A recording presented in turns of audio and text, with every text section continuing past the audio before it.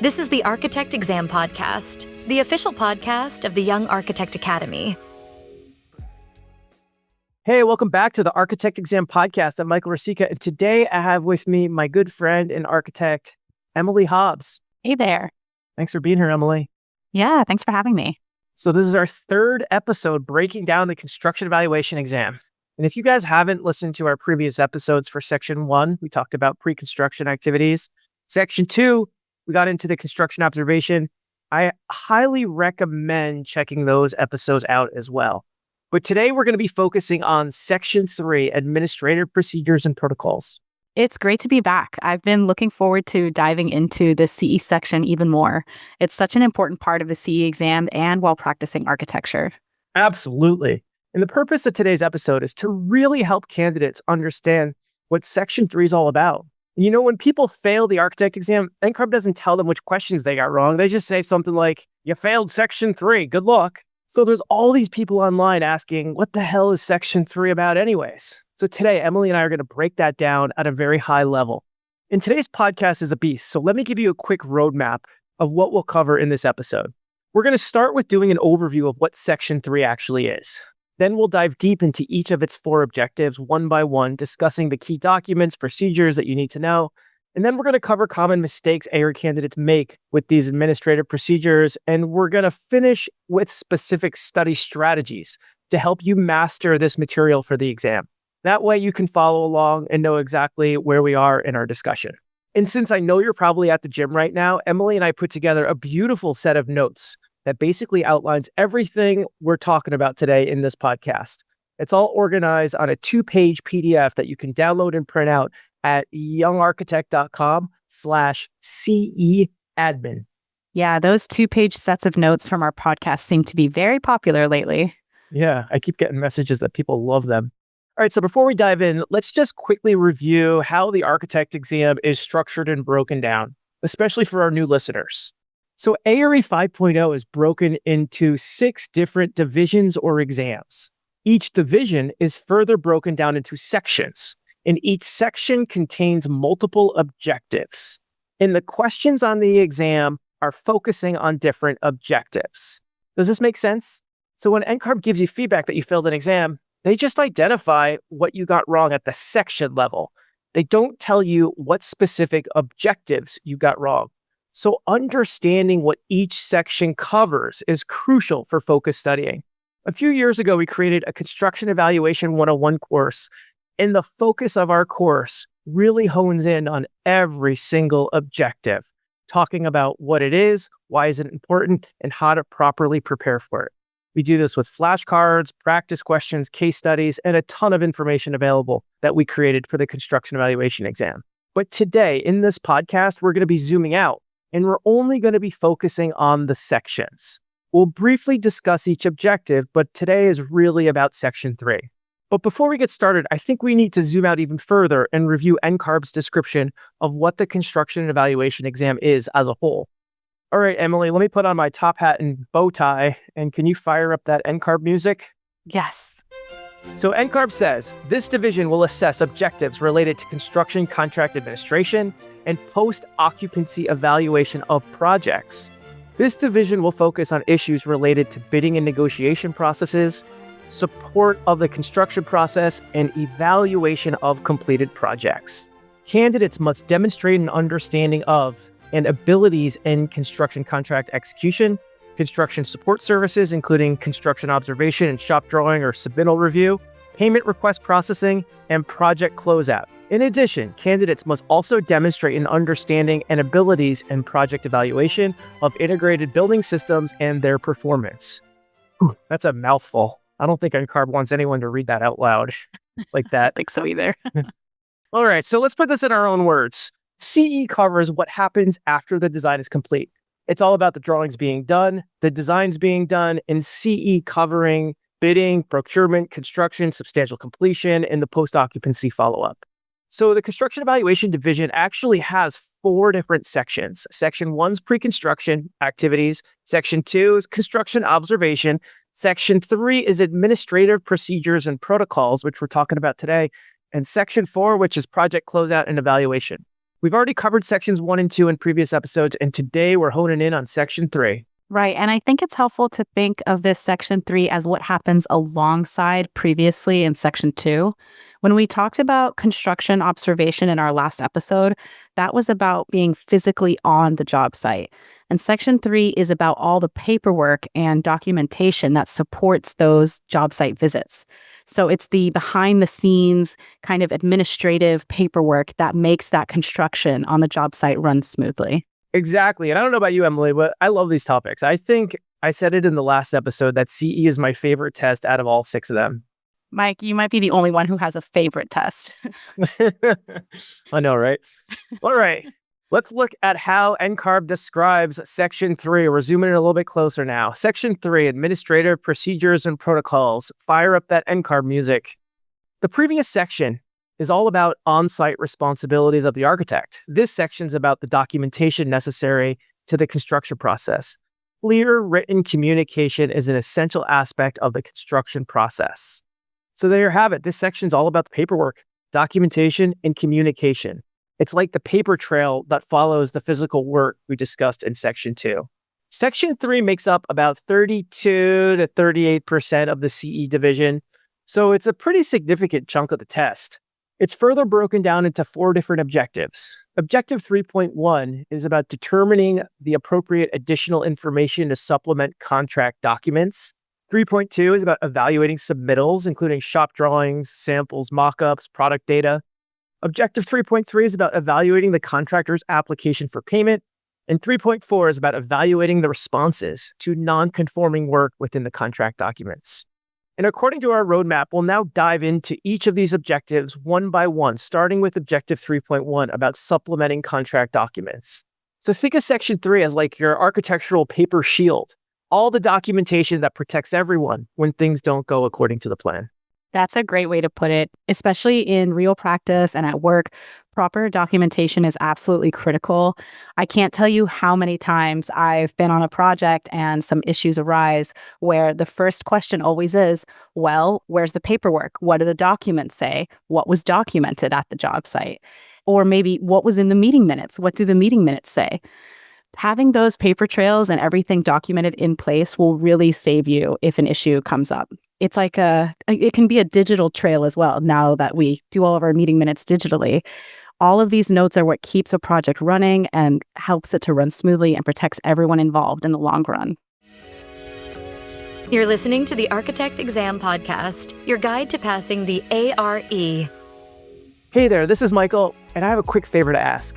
If you're finding value in this free ARE podcast, please take a second to follow, like, subscribe, and leave a review or a comment on whatever platform you happen to hear this podcast. Your engagement lets us know that people are actually listening, and it inspires us to keep creating more podcast episodes. But honestly, what matters most to me isn't the likes or the follows. It's sharing this podcast with others who need it. When I was studying for my exams years ago, I felt completely alone, and everyone was hoarding information instead of helping each other out. And it was that frustration that led me to start Young Architect back in 2014 with a simple mission: help the next generation of architects become the most successful generation of architects. So please share this podcast with your colleagues, friends, or anyone tackling their AREs. By sharing knowledge, we all rise together. All right, back to the podcast. All right, Objective 3.1. Determine appropriate additional information to supplement contract documents. NCARB says, as an architect, you will need to evaluate contractor requests for additional information and determine if a request, unexpected disruption, or other situation requires a change in the construction contract. You will need to determine the appropriate documents for communicating requested information and design revisions due to a scope change, or schedule delay, or unforeseen condition. So this objective is really about understanding when and how to provide additional information to the contractor during construction. It's about knowing which document to use for which situation and establishing a clear paperwork trail for every decision. Documentation in construction is like your insurance policy. You hope you never need it, but you'll be really glad it's there if things go sideways. I have a list of all the important documents that you need to know how to use and when to use them. So the first one on my list is RFIs, requests for information. These are the written formal questions that contractors have about the construction documents. You need to understand what a good RFI response is and a bad one, and how it's logged and tracked and responded to. RFIs are a normal part of construction. They're not a sign that your documents are bad. Even the best documents generate RFIs because contractors need to confirm their understandings. Just think of RFIs like a text message in your relationship.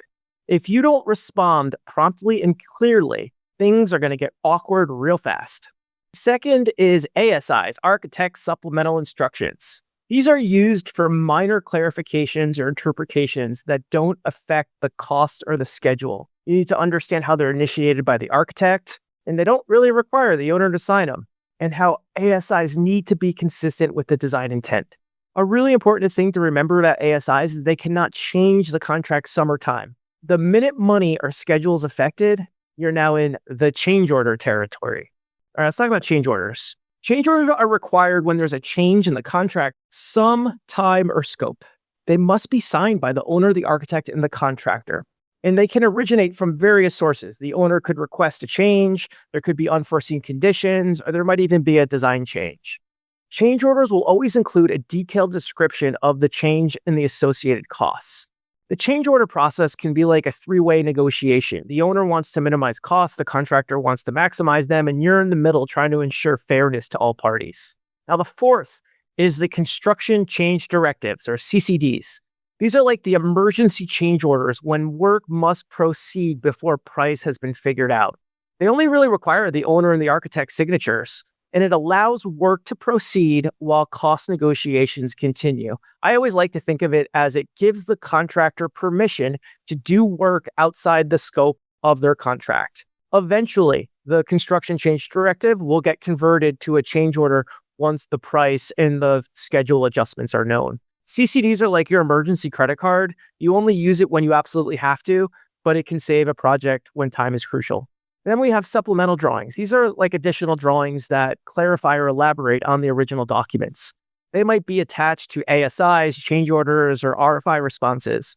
They need to be clearly labeled with date and reference what content they're addressing, but they become part of the contract documents once they are issued. So you really need to understand which document type to use in which situation, how they're processed, and the contractual implications of each one. Emily and I have written tons of practice questions about this exact topic. Yeah, and that's because it is just such a critical part of our job. I've seen projects go completely off the rails because proper documentation protocols weren't followed. And I get it, job sites get busy, everyone's just trying to be productive, but it's very important that we keep very organized and clear documentation. And one thing I always emphasize is the importance of response time. In many contracts, architects have specific timeframes for responding to RFIs from the contractor, which is often 7 to 10 business days. So if you were to consistently miss these deadlines, it could lead to delays or claims from the contractor. And I also want to highlight the difference between clarifications and changes. In my experience, contractors sometimes submit an RFI hoping to get something extra without going through the whole process of a change order. You have to be vigilant about identifying when a question is actually a scope change in disguise as an RFI. So another practical tip is to document verbal conversations. If decisions are made in the field or over a phone call, you should absolutely follow up with written confirmation of what you talked about. I can't tell you how many times I've heard, but the architect told me on site that it was okay to do this, when that conversation was actually never properly documented. Yeah, such great advice. All right, let's move into our second of 4 objectives. Objective 3.2, evaluate submittals, including shop drawings, samples, mock-ups, product data, and test results. Fire up that music. Here we go. So NCARB says, architects must assess the contractor's understanding of the project scope by reviewing the contractor's submittals against the contract documents. They must also determine appropriate responses to the contractor and evaluate requests for substitutions. All right, so this objective really focuses on the submittal review process, which is easily one of the most time-consuming parts of construction administration. On a medium-sized project, you might review hundreds of submittals. Emily recently recorded a fantastic podcast all about submittals. I think it was episode 17. The submittal process is basically quality assurance before construction starts. It's so much easier to catch and fix problems on paper than it is once things are being built. So let's break down Objective 3.2 on what you really need to know about submittals. You need to understand the purpose of submittals and how they confirm that the contractor understands what they're supposed to build. the types of information they provide, and how they're a final check before materials are ordered and installed. They also create a record of what was actually installed, and they catch discrepancies or coordination issues before they happen in the field. So remember, no matter how detailed your construction documents are, they don't show every nut and bolt, and submittals are used to fill in those details. The second is the different types of submittals. We have shop drawings, which are fabricated drawings showing how things will be manufactured and assembled. We got product data, which are manufacturer specifications, cut sheets, tech data. We got samples, physical examples of materials and colors. We got mock-ups, full-scale physical mock-ups of assemblies or different types of systems. We have test results, which is basically verification of the performance in materials or systems that were used. And each type serves a very different purpose, and you need to know what to look for in each submittal.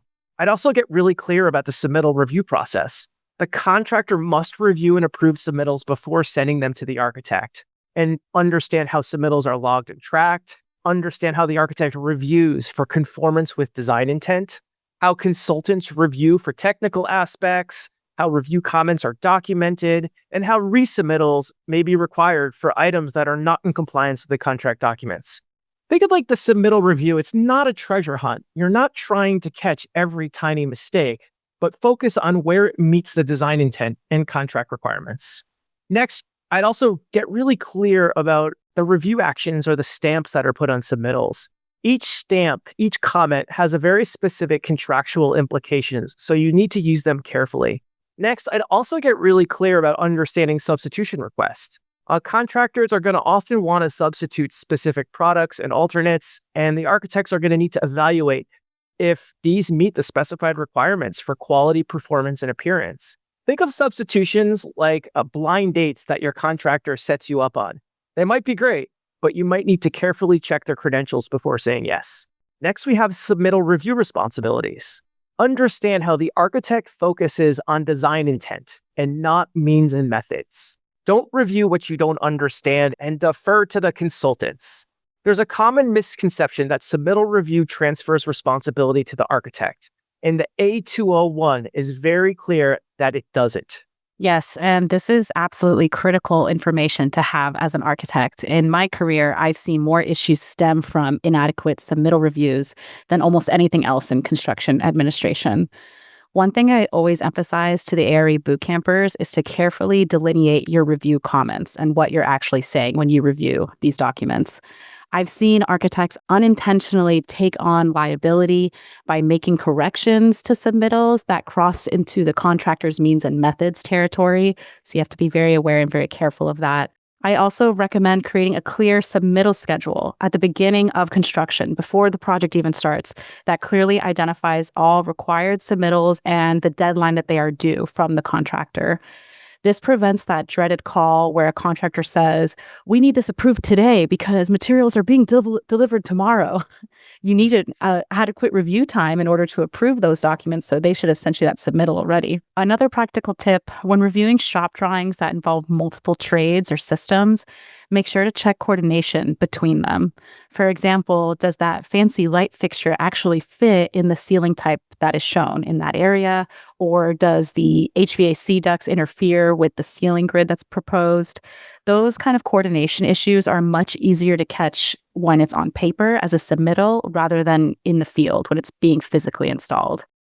All right, we're making good progress through our roadmap. We've now covered objectives 3.1, 3.2, and how to handle the additional information requests in submittal review process. Let's move in towards objective 3.3, which is all about how money flows through a project. Objective 3.3, evaluate the contractor's application for payment. All right, let's fire up that NCARB music. Reviewing the contractor's application for payment against the completed work is a critical part of the construction process. This is done based on observations during construction site visits and a concurrent review of the contractor's schedule of values and approved change orders. You will need to evaluate methods of retainage and their application throughout the project. So this objective is all about one of my favorite topics, money, specifically how contractors get paid during construction. It's one of the architect's most important roles in protecting the owner's interests. Payment certification is like a referee between the owner's checkbook and the contractor's invoice. So here's what you need to know about payment applications. You got to get really clear about understanding the schedule of values and how it's a detailed breakdown of the contract sum into different line items, and how the contractor gives it to the architect for approval before the first payment, and how it should reasonably reflect the actual value of each component. And each line item typically includes the material and labor for each part of the project. The schedule of values is kind of like a financial roadmap for the entire project. If it's set up poorly at the beginning, you'll have problems throughout construction.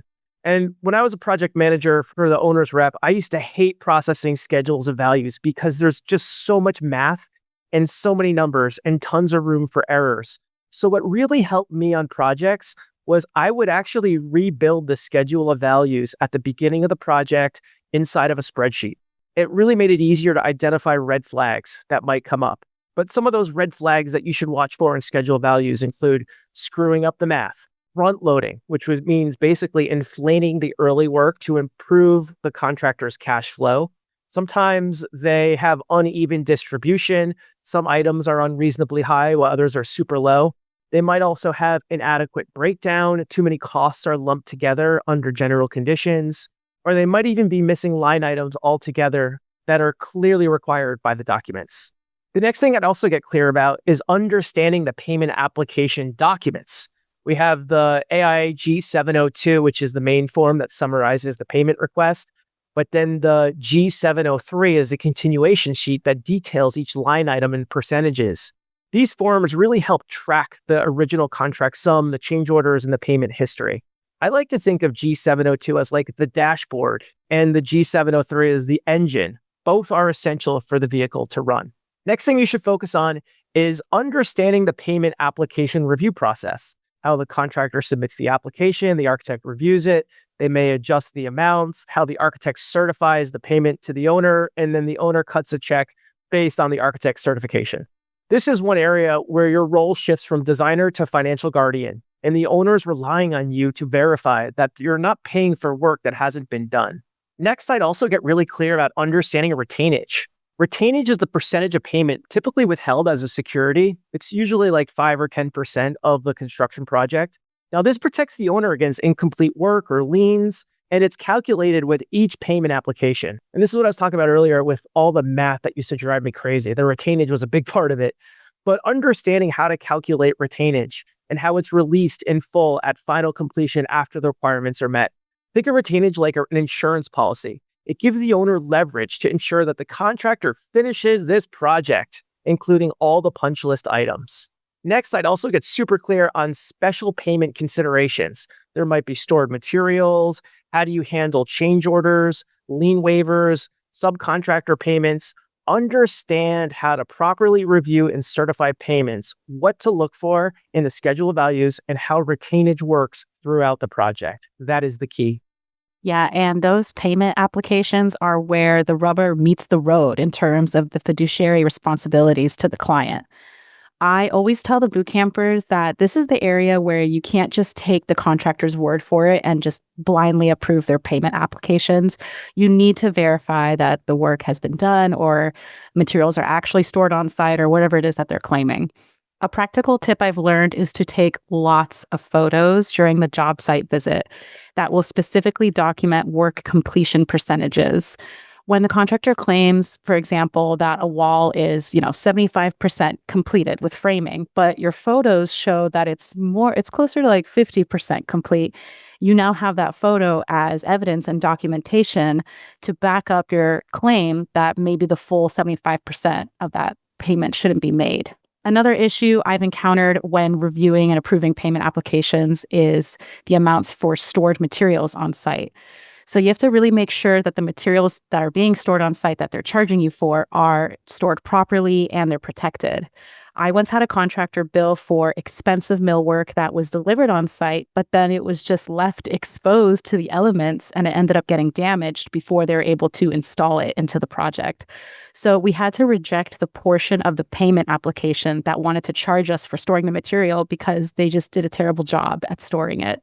So Also, be especially careful with the final payment application. Make sure that all closeout requirements have been met before approving that final payment. That includes warranty, owners and maintenance manuals, record drawings. Before releasing that final payment and especially that retainage, you want to make sure all of those documents are in place and all of the closeout procedures were followed. Because once that money is gone, you lose a lot of leverage with the contractor to get them back on site to get those items completed. Exactly. Once the money is gone, it's gone. They're gone. You're listening to the Architect Exam Podcast, the official podcast of the Young Architect Academy. All right, now we're 3/4 of the way through our objectives. This section 3 is a mouthful. We've covered supplementing contract documents, submittal review, payment applications. Let's move to our final objective, dealing with non-conforming work. Objective 3.4, evaluate responses to non-conformance with contract documents. All right, let me put on my top hat here. After non-conforming work is identified during site observations, you must be able to determine the source and non-conformance, analyze the cost, schedule, and design implications, evaluate possible resolutions of the non-conformance, and communicate the selected solution to the team. These steps will need to be taken in coordination with your consultants and the owner's consultants.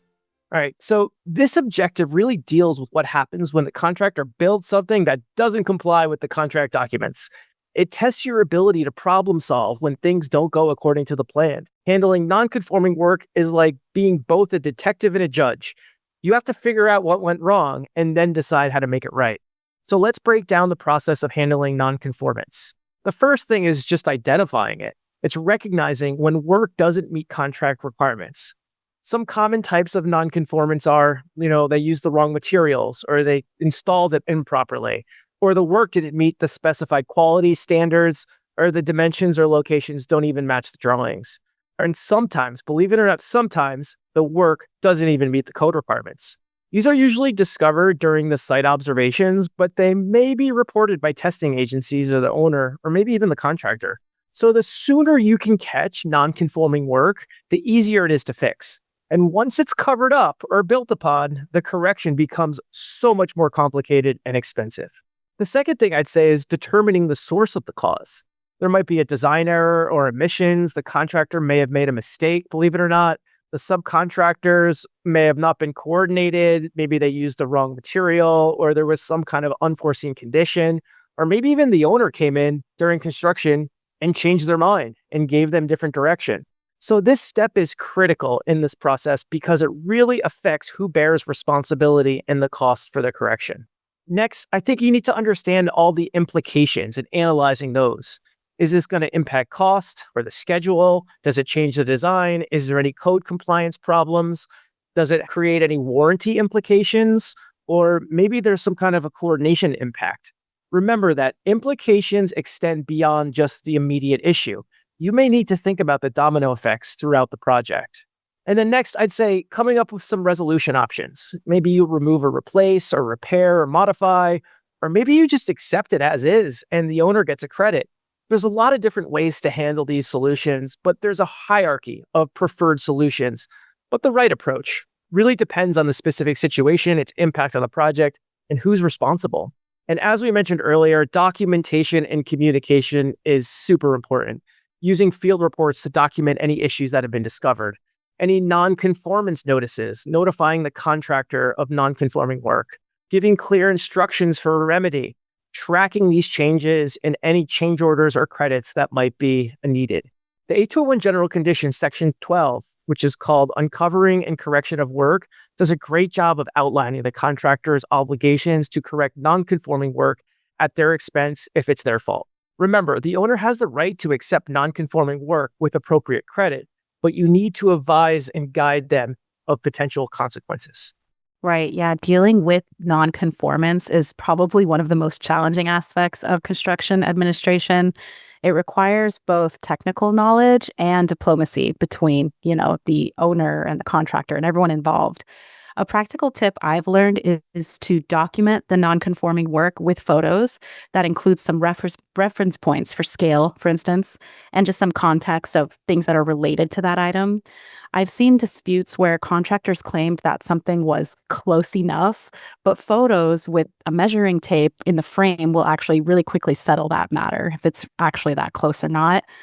So involve your consultants as well when needed, when there is something that is found to be a nonconformance and it might affect their area of expertise. For instance, if it's a structural issue, get your structural engineer involved immediately. Don't try to evaluate the implications of a specialized system just all by yourself. And one more thing that saved me multiple times throughout many projects is to be careful how you phrase things in writing. So instead of writing, this wall is completely wrong and needs to be torn down, write, this wall does not conform to the dimensions shown on the drawings, sheet A3.1, and requires correction. The first approach can create some animosity and some issues in that relationship between you and the contractor and everyone involved, while the second sentence just simply implies that states the fact that there's drawings that need to be followed and that's part of the contract requirements. So now that we've covered all 4 objectives in Section 3, let's talk about some of the mistakes and errors and issues people have when it comes to these administrative procedures that we've just seen over and over again. And the first one is I would say using the wrong document for changes. Using an ASI when the change affects cost or time is a huge mistake. These documents aren't interchangeable. Each has a very specific contractual implication. The second is not documenting verbal conversations. If it wasn't written down, it basically didn't happen. The third is rubber stamping submittals. Guys, reviewing submittals requires a lot of really detailed, focused attention. It's not just a quick stamp. I've seen contractors test architects by deliberately submitting non-compliant items to see if they're paying attention. The fourth is not involving consultants in specialized reviews. You're not an expert in everything. If a submittal involves structural, mechanical, or other specialized systems, get your consultants involved to review it. The fifth would be over-certifying payments, certifying payment for work that's not complete, but it puts the owner at risk. Once the money's gone, it's gone, baby, and your leverage just disappears. The sixth would be failing to track and log communication. When you're dealing with hundreds of RFIs and submittals, you need a system to track this information. Otherwise, things are going to fall through the cracks. The seventh is misunderstanding the architect's authority. The A201 clearly outlines what you can and can't do, so exceeding your authority can actually create some pretty bad liability issues for you. The eighth is delayed responses to RFIs or submittals. Most contracts specify response times, so missing these deadlines could lead to delay claims in the schedule. Next, we have accepting substitutions informally. Substitutions need to go through the proper channels for appropriate documentation and sign-off. Next, we have confusing basic services versus additional services. Not all administrative tasks are included in basic services, so know what's included in your contract. I always tell the boot campers, you shouldn't be working on any project and interacting with clients if you have not properly read the contract for the project you're working on. The next one is not reading what you're signing. Whether it's a payment application or change order, understanding what you're certifying with your signature is super important. And lastly, is inconsistent application of standards. If you're strict about some issues but more casual about others, it's going to really undermine your credibility. And so think about these administrative procedures like the rules of the road. They only work if everyone follows them consistently. Those are some great points, Mike. In my practice, I've seen how proper documentation has saved projects when disagreements arise. Being able to point to a clearly documented decision or approval can prevent a lot of costly disputes. And I'll also add that communication style can make a huge difference in how these procedures are received. I found that being clear but collaborative gets better results than being adversarial and, causing a fight project. Remember that the goal of all this documentation isn't to catch the contractor doing something wrong. It's to ensure that the project is being built correctly to what your client has hired you to do. So our goal is to really communicate in a way that invites everyone to realign with the project goals. Another mistake I've often seen is not explaining the why behind these administrative requirements to the contractors and to the clients. When they understand that these procedures exist to protect everyone, not just to protect me as the architect, they're a lot more likely to engage with the process constructively. And finally, don't underestimate the importance of organization. Having a systematic method for tracking all of these documents and all of these deadlines and decisions makes the whole process a lot more efficient and a lot less stressful. All right, before we wrap it up, Emily, let's talk about how to study for the CE Section 3. This section really requires factual knowledge and practical application. You need to know procedures and how to apply them in whatever specific situation. And so at the Young Architect Academy, a few years ago, we created a comprehensive approach to CE in our Construction Evaluation 101 course, which includes 2 detailed case studies that walk you through real-world scenarios from bid through post-occupancy. We got flashcards. We got breakdowns of all the administrative procedures and how to use which one in each situation. We even recently created a document called the AHPP Companion Document, which points you to exactly what's important inside the Architect's Handbook. It's kind of like the cliff notes for reading the Architect's Handbook of Professional Practice. We've got over 200 practice questions. We got tutorials. We got the AIA documents for you guys to use. And I'm especially proud of these case studies because they really show how all these processes connect in real projects. It's one thing to memorize what an RFI is, but it's another to see how it flows from a potential change order and then affects your payment applications. And I have to mention, we don't sell one-off courses because everything's now in a membership. So when you sign up for our CE 101, you're also going to get access to our AI Contracts 101 course, which is going to help you for this test. This is the only ARE-focused AI contracts course I've ever seen. Lorenzo, who teaches it, goes through every single AI document that's currently being tested on the ARE in incredible detail. Thousands of people have used this course to get licensed, and it's really a game changer for understanding these documents that are so critical in Section 3. But don't just rely on prep courses. I think we say it at the beginning of the CE 101, like, thanks for being here. We're glad to help you, but there's a lot more work you need to do beyond just these prep courses. I always say, do your own research and get hands-on with these processes. Here's my top recommendations for the CE exam. The first is I'd say just get familiar with all of those documents listed in the ARE 5.0 guidelines or handbook. I don't like the piecemeal approach. For the construction evaluation exam, I would just go through all of them and understand what they all are. The second thing is I would recommend drawing a process flow chart. Maybe map out and flow how communication from RFIs, submittals, and change orders actually works. Just even a simple diagram in a sketchbook. By visualizing it really helps you understand how all these different pieces connect. Next, I'd say practice reviewing a submittal. If you work in an office and you have access to different types of documentations, maybe grab some submittal data, read it, and figure out where the markups are and cross-reference it with what's on those actual documents. Payment applications need some dedicated time. I would say maybe even mock up a payment application review.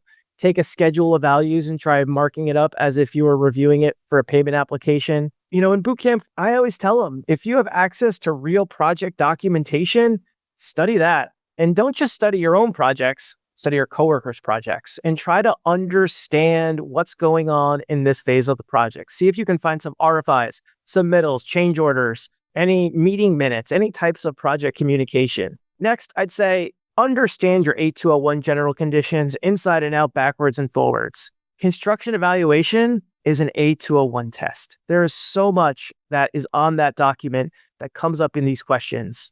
And one of the books I really found helpful for construction administration, we've been using this in bootcamp for years, is the Project Delivery Practice Guide from the Construction Specification Institute. I love this book.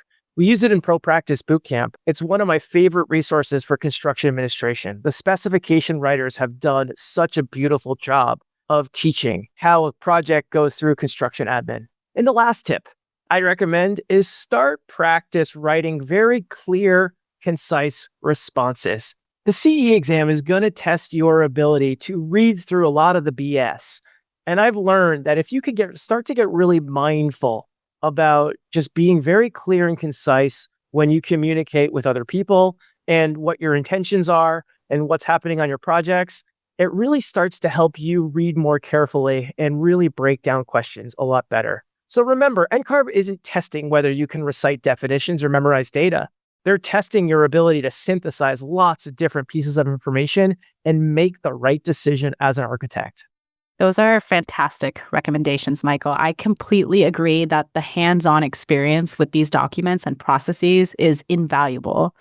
And I have to second what Michael said about the AIA Contracts 101 course. It was absolutely essential when I was studying for the AREs. Lorenzo's passion for these documents is contagious. He somehow makes contract language very exciting, which I never thought was possible. But it's the way he breaks down each document clause by clause, article by article, and explains how they all connect to each other that really gave me a clear understanding of how these administrative procedures work. I honestly don't think I would have passed CE without it. In my experience, mentorship has been incredibly helpful for understanding these procedures. So find someone in your office who handles construction administration and shadow them. If possible, just follow them and see what the day-to-day is and what their job entails. Watch how they review submittals, handle RFIs, and process payment applications, especially. I also want to emphasize Michael's point about the A201. It's really the foundation of construction administration. It's the document that's going to really clearly define your roles and responsibilities and protect you as an architect. It also protects the contractor and protects the owner of a project. So if you understand what's in those key articles of the A201, you'll have a strong grasp of the contractual relationships and responsibilities of everyone involved on a project. And remember what Michael always says, we're not just studying to pass this exam, we're studying to be better, more responsible architects and ethical practicing professionals. So we're studying to be better architects. This knowledge directly translates to your daily work as a registered architect. For those of you who are like me and are visual learners, I found it helpful to create a grid showing all of these documents that we need to learn and study and understand, and to use the grid for these types of situations. So, for example, when does an RFI lead to an ASI versus when does an RFI actually lead to a change order? So, create a grid or a decision tree to kind of map out all of the relationships that these documents have with each other and refer to it while you're studying. So to wrap it up, Section 3 of the CE exam really covers administrative procedures that are essential to construction admin. Guys, this stuff isn't just paperwork. It's the backbone that supports the entire construction process. Section 3 makes up about 1/3 of the CE exam, so it's worth investing some time into really understanding these concepts. Make sure you focus on knowing which document to use in which situation, understanding how the submittal review procedures and the limitations of that, learning how to properly evaluate payment applications, and developing a systematic approach to dealing with non-conforming work. These aren't just exam topics, they're skills you're going to use throughout your entire career. A project with great design but poor administration often leads to disputes, while a project with solid administrative procedures has a much better chance of success. The CE exam isn't testing whether you can recite definitions, it's testing whether you can apply these concepts in real-world scenarios. So as you study, always ask yourself, how would this work in a real project? Yeah, and in a real project, I think it's important to recognize that these administrative procedures are really where we earn our fee as architects during construction. So, sure, the design is important, of course, but proper administration throughout construction is what is going to ensure that that design actually becomes a physical reality. Because I have seen beautiful designs ruined by poor administration, and I've seen challenging projects be saved by excellent construction administration. So these skills truly are the bridge between the paper and what physically gets built during construction. This knowledge also gives you incredible confidence on job sites and in meetings with contractors and owners. You'll know what document to reach for in any situation and how to handle issues professionally as they arise. And remember, while these procedures may seem a little dry at first, they're actually about the relationships and communications that you must have with all team members.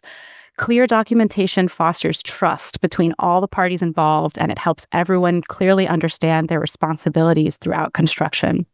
So do your best to stay excited about learning these procedures. They are the tools that will help transform your designs from paper to built reality. Thanks for joining us today. And if you found this episode helpful and you're looking for more direction with your ARE studying, I want to invite you to join us in the ARE Bootcamp. This podcast today is a perfect example of the precision and depth we take with studying for the architect exam. Guys, the ARE Bootcamp program is the most comprehensive ARE study resource ever created. We break down every objective like we did today, provide detailed study materials, and guide you through the entire process with expert support. And unlike trying to piece together information from various sources, our bootcamp gives you a clear, structured path to success on these exams. We've helped thousands of candidates get licensed since 2015, and we'd love to help you too. So head over to youngarchitect.com to learn more and join our next bootcamp. The sooner you start, the sooner you'll be licensed. And don't forget to download our free 2-page set of notes that outline everything that we covered today. You'll be able to find that at youngarchitect.com/CE admin. These notes are the perfect study resource to keep with you on the go as you prepare for the CE exam. So in the next episode, Emily and I are going to wrap up the CE series by covering section 4, which is project closeout and evaluation. We'll talk about substantial completion, final completion, warranties, evaluating your building's performance after it's occupied. So we'll see you guys then. Thanks for listening to the Architect Exam Podcast. Ready to take your studying to the next level? Visit our online ARE Architecture School website at academy.youngarchitect.com to learn more about how we can help you. See you next time.